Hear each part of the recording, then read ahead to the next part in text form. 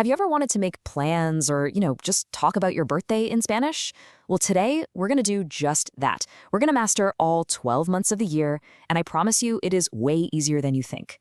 So let's just dive right in. So I'm going to start with a question for you. ¿Cuándo es tu cumpleaños? It just means when is your birthday?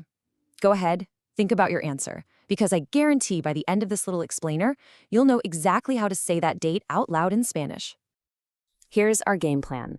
First, we'll cover why this is such a key skill. Then we'll get into the words themselves and how to say them. After that, we're going to build some sentences, do a quick practice round, and I'll wrap it up with some really great memory tricks. Sound good? So why even bother starting with the months? Well, because they are everywhere. Seriously, think about it. You need them for everything from planning a vacation to talking about holidays or even just scheduling a coffee with a friend. They are absolutely fundamental for any real-world conversation. Okay, on to the main event, the vocabulary. And I've got some fantastic news for you. As you're about to see, the Spanish words for the months are so similar to English. This gives you a massive head start right out of the gate. All right, take a look. So many of these look familiar, right? Let's go through them together. I'll say each one, and you can repeat it right after me. Ready? Okay, first up, enero, febrero, marzo, abril. Nice. Now the next batch. Mayo, junio, julio, agosto. Perfect. And let's finish it off. Septiembre, octubre, noviembre, and diciembre. You did great. Okay, now here is a super important tip that will immediately make you sound more natural. In English, we capitalize the months, right? Well, in Spanish, you don't. They're never capitalized unless they're at the very beginning of a sentence. It's a small detail, but trust me, getting it right makes a huge difference. All right, you've got the words down. Now for the fun part. Let's actually put them into action. This is where we go from just knowing a list of words to actually, communicating. Our first little tool is the tiny but mighty word in. It just means in, and all you do is pop it right before a month to say that something is happening in that month. Super straightforward. So, for example, you could say, Vamos a España en agosto. We're going to Spain in August. See how that works? The structure is so clean and direct, just in plus the month. Okay, but what if you want to name a specific date, not just the month? Well, there's a simple formula for that, too.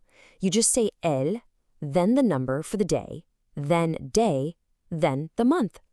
It literally translates to the day of month. This little structure is your key to saying any date at all. And hey, remember that question I asked you at the very beginning? Now you can finally answer it. You could say, for example, Mi cumpleaños es el 5 de mayo. My birthday is the 5th of May. So go ahead, right now, plug in your own birthday using that formula. Okay, you have the words, you have the grammar. Let's do a quick practice round just to make sure it all sinks in. Time to put those new skills to the test. Here we go. Fill in the blank. La Navidad es en. So Christmas is in. Which month? I'll give you a second. And the answer is diciembre. Of course. La Navidad es en diciembre. Fantastic job. Let's do one more, a fun one. Halloween is en. What's the month for Halloween? You got it. Octubre. Halloween is in Octubre. See, you're already doing it. This is how you use it in the real world. So, knowing the words is great, but making them stick for the long haul, that's the real goal, right? So in this last section, let's go over a few simple tricks to lock this vocabulary into your brain. This is probably my favorite memory hack. Don't just try to memorize a random list of 12 words. That's too hard. Instead, group them by season. So when you think of winter, you think diciembre, enero, febrero. When you think of spring, you think marzo, abril, mayo. Chunking them like this makes it so much easier for your brain to grab the information it needs. Now, if you're a musical person, you could always make up a little song. But honestly, the best tip I can give you is to build a tiny daily habit. Every single morning, just say today's date out loud in Spanish. That simple, consistent practice is what makes it become second nature. And just like that, you're all set. You're now equipped to talk about any date on the calendar in Spanish. So I'll leave you with this little challenge. What's the first real event, a holiday, a birthday, a vacation, that you're going to add to your own calendar? In Spanish. Start using it today. Thanks so much for joining me, and keep up the great work.